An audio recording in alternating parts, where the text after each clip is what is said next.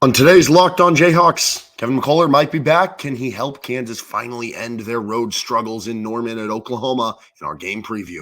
You are Locked On Jayhawks, your daily podcast on the Kansas Jayhawks, part of the Locked On Podcast Network, your team every day.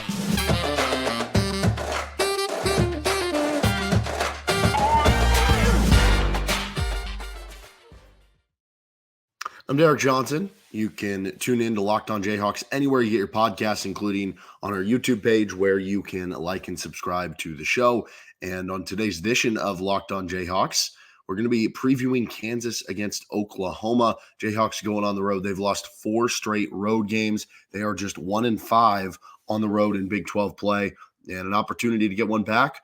Certainly some health questions for KU, but we'll get into that in our game preview, starting with the storylines of the game, Oklahoma scouting report, what happened in the first matchups of the game, players to watch, and Hawks to soar for KU. First, this episode of the show is brought to you by FanDuel Sportsbook. Make every moment more. New customers, join today, and you'll get $150 in bonus bets if your first bet of $5 or more wins. Visit FanDuel.com/lockedon to get started. So KU takes on Oklahoma on your Saturday, and the Jayhawks are projected to lose this one on KenPom. Again, they've lost 4 consecutive road games, and it doesn't get any easier for KU with some of the latest injury issues that they've certainly had. But Bill Self spoke at his media press conference on Thursday and sounded like Jamari McDowell should be back to being available after being out with illness. Sounded like Kevin McCullar, he was kind of expecting him to go because I think Kevin practiced on Wednesday. So that would make you think that he should go. Now, how 100% is he going to be? That becomes the big question here. And, you are kind of getting to a point with KU where you're 2 back in the loss column of the Big 12. It's more important at this point to look to the long term, the future of what this team can be. You'd rather be at this point a fully healthy, 4 seed in the NCAA tournament than a beat up 2 seed in the NCAA tournament. Now, you still want to win if you win the Big 12, you get a 1 seed. And then at that point, it's like, well, maybe that's all worth it. But, you want to make sure everybody's healthy, and that'll be a big question. Same goes for Dajuan Harris coming into this game. KU's road struggles, obviously very apparent. 4 straight road losses, including on Monday, which was the probably low point of the season for KU in terms of those. I mean, Tech's a good team. They played really well in that game. And I continue to believe that the West Virginia and UCF losses are the ones that make the losses at Texas Tech and at Iowa State feel worse, although the deficit also does that when you lose by 29 points. But it's just the idea that you lost your margin for error in some of those early ones, and now you need to make up for them with other road games, and you haven't. You just keep losing in games that you would have expected them to have a higher likelihood of losing. And so I said coming into the week, go 1-1 on the road this week, and I think you feel okay about that. Even though you lost by 29 on Monday, you're not going to feel fully recovered from that, but I think you will feel still okay about it and where it puts them overall. But you got to get it done because all of a sudden you lose this game, the road struggles continue even more. You're now 7-6 in conference play. We're going to start talking about, is this the worst Bill Self team that he's had? I mean, right now in KenPom, this is the second worst Bill Self team at Kansas. The only worst team was 2021, team that got blown out by USC in the second round. And that team was actually ranked higher than this one till they got blown out by USC when they had all the COVID stuff going on around the team. KU is clinging to Big 12 title hopes. It's not looking good for them right now, being 2 back in the loss column of Houston and Iowa State. And both those teams, I think, have schedules where I don't see them losing more than maybe 2 games. So realistically, you might have to win out if you want to get at least share the conference. Maybe they lose 3. And maybe if you only lose 1 the rest of the way, you can get it done if you're Kansas. But that basically means you have no margin for error if you want to win the Big 12 at this point in time, which this is not a spot that Kansas is normally in through 12 games a season. Sometimes we've seen them down or we've seen them tied or back a game or something. We haven't seen them down this bad where there's literally 4 teams in front of them in the conference standings with 6 to go. Both teams are trying to maximize their NCAA tournament seeding. Kansas is more viewed on that 2 to 3 seed line right now. Oklahoma's more viewed on that 5 to 7 seed line at the moment. So opportunity for Kansas to solidify, maybe more being a 2 seed, opportunity for Oklahoma to, certainly this would be a big win for them. And this is the second matchup between the two. Kansas won 78-66 in Allen Fieldhouse in the first matchup by 12. It was 46-26 edge in points of the paint, 15-6 in fast break points, 13-9 in second chance points, and 11-2 in points off turnovers. So KU was just, a lot of different ways that they found a way to win. If you remember, though, this was the game that was most known for KU's low turnover number. It was only, 2 or 3 turnovers. It was like the lowest the KU had ever had in a game. And, I mean, that helped KU in a game where both teams kind of stunk from 3. They were 3 of 15. Oklahoma was 6 of 20. But the low turnovers and Kansas going 17 of 18 on free throws, they just took over the game in that way. You're going to expect more turnovers in this time when you're playing in Norman, but can you keep it down again? As far as some of the individuals, it was Furphy's first start as a Jayhawk. He had 7 points, 3 rebounds, 2 steals in the game. KJ Adams was great. He had 15 points, 10 rebounds. That was nice to see. 3 assists. Kevin McCullar had 21 points. Hunter Dickinson had 24 points, 14 rebounds, and 5 blocks. That was one of his best games in Big 12 play. And then on the flip side, Oklahoma got 17 from Javian McCollum, 15 from Milos Uzan, and 12 from Otega-Owe. No one else got more than 6, so Kansas did a good job preventing some of the other players from going off, I guess. Oklahoma is 18-7, though, on the year at this point in time. They're 6-6 in Big 12 play, which puts them around the middle of the pack in the conference. They've gone 4-2 in Big 12 home games.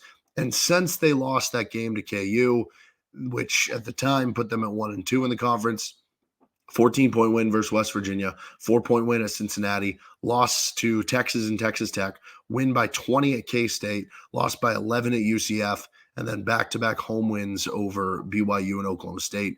And most recently on Tuesday, they fell by 17 at Baylor. So they've had a lot of ups and downs, wins by big margins, losses by big margins, maybe more so than Kansas. What they've done well in Big 12 play, get to the free throw line a lot. They have the second best free throw attempt to field goal attempt rate in the league. They are just middle of the pack in 2-point offense in league action, but they are top 25 nationally in their 2-point percentage. They're also middle of the pack in the conference defensively, but they are also a top 25 defense nationally.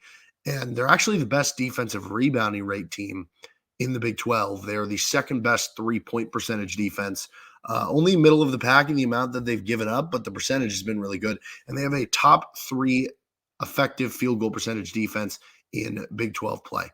What they haven't done well, they are just 9th in offensive efficiency, and they're outside the top 50 nationally in terms of offensive rating. Bottom 5 in Big 12 play in offensive rebound rate. They get their shots blocked and getting the ball stolen in the bottom 5 there. Defensively, they are the worst in the conference at forcing turnovers, which adds up with what KU did last time. They don't get steals. They don't get a ton of blocked shots or have a great interior defense.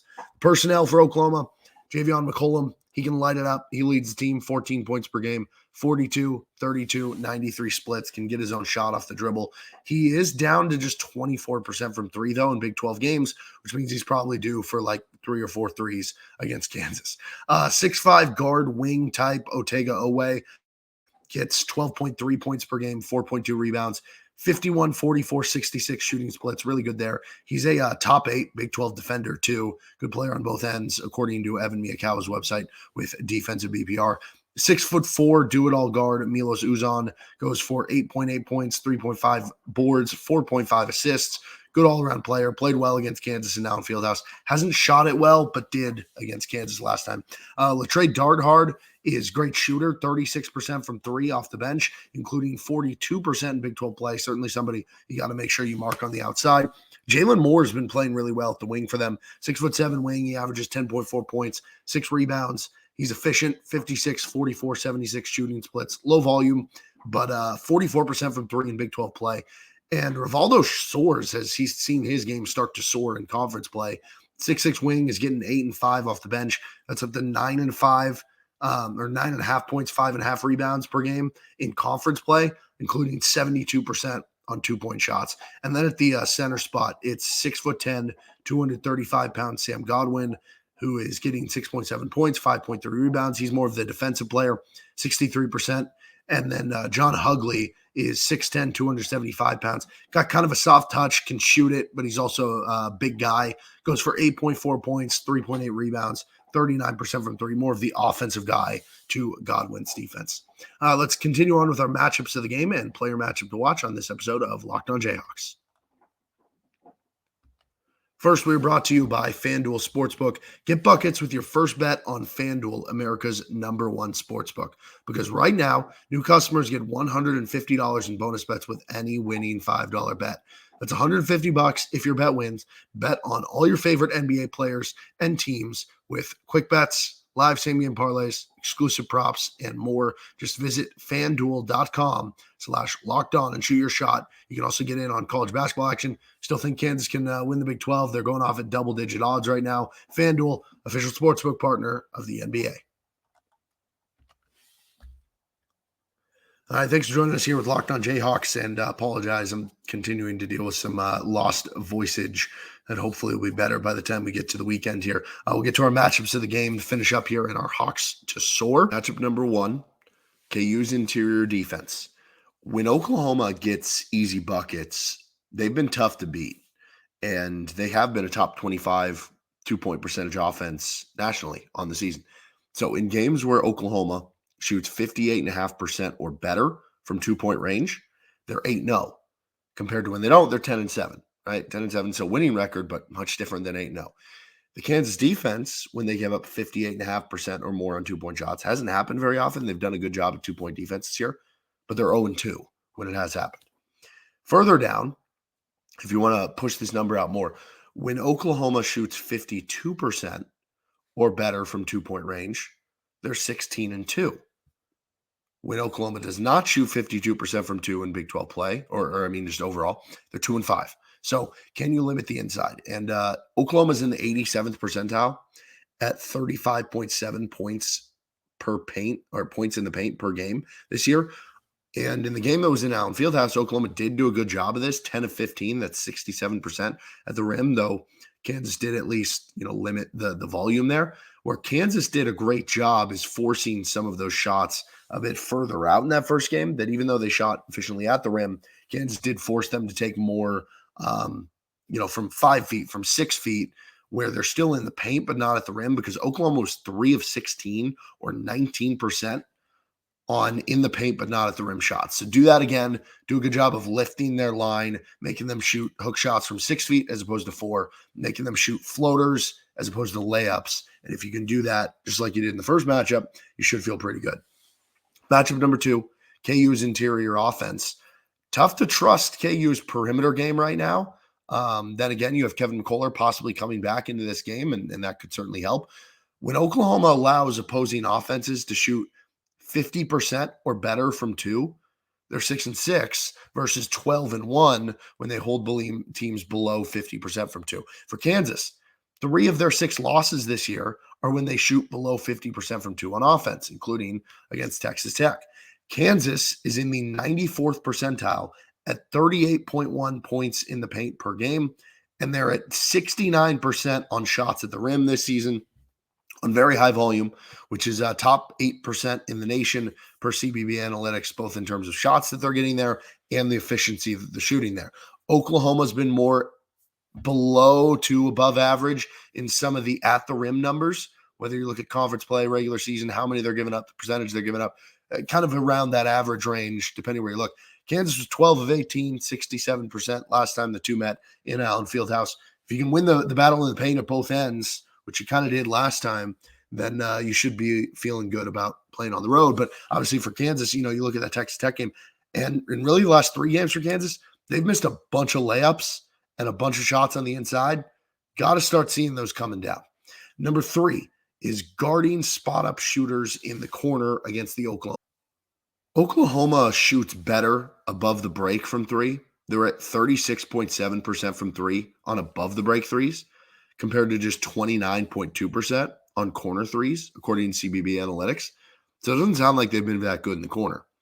It is up a little bit in Big 12 play. They're up to 31% on corner threes in conference play. But what's interesting is Oklahoma's actually in the 90th percentile in the country in corner threes per field goal attempt, compared to being just in the 34th percentile above the break. So by pure volume, they're taking more above the break threes than corner threes. But by percentage of shot that they're getting compared to what everybody else does, this is a team that maximizes shooting in the corner more than a lot of other teams do in the country. So basically, boil it down, Oklahoma is somebody who you have to defend the corner three from. And those corner threes are taken a ton by a couple players. LeTre Darthard, we mentioned, shooting over 40% Big 12 play from three.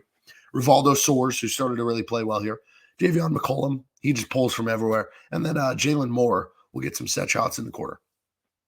KU gave up way too many open threes to Tech. A lot were a result of bad off-ball defense or ball screen defense. And that came after a strong switching game, I would say, and a strong three-point perimeter defense game against Baylor outside of the final minute of that game. We've seen some games where KU's maybe had some bad luck with how the other team has shot the ball from the outside. I would point to the West Virginia games, the Iowa State games of that. The Texas Tech game, to me, was more about bad defense. And Bill Self said that they spent a lot of time this week in practice, working on the defense and trying to make other teams play bad. Let's see if that carries over into this one. And that's one area where you can't give up these open corner threes to Oklahoma. Don't give them the easy ones. Don't give them the ones that put them into rhythm. If you do, it'll be another bad road, three-point defense performance. It'll be another bad road loss. I guess not bad, but it'll be another road loss for KU. Our player matchup is KJ Adams against Jalon Moore. So Jalon Moore is their 6'7" wing. He plays a lot at the 4. And I think you could put a slashy in with Rivaldo Soares, who plays a lot there too. But KJ Adams is going to have a fun matchup there because, Moore has been kind of a winning player, efficient player. Same for Soares. And Moore does most of his work at the rim and then from 3. So he's not like creating a lot of shots, but you still have to take it away. He takes efficient shots and then makes them at an efficient rate. KJ Adams, meanwhile, had a really good game against Oklahoma, 15 points, but he also had 10 rebounds. I want to see KJ get back to that guy, the guy who's grabbing, 6, 7, 8 rebounds in a game because he's got the athleticism and the physique that he can be doing it. So I want to see him go back to that. Oklahoma's more content with you taking those little push shots and some of the mid-range shots. So I think he's going to have those openings again like he did in the Oklahoma game. KJ Adams versus Jalon Moore should have two guys who really impact winning for both their teams, even though they're not like leading the teams in points or rebounds or anything like that. Let's finish up with our Hawks to Soar on this episode of Locked On Jayhawks.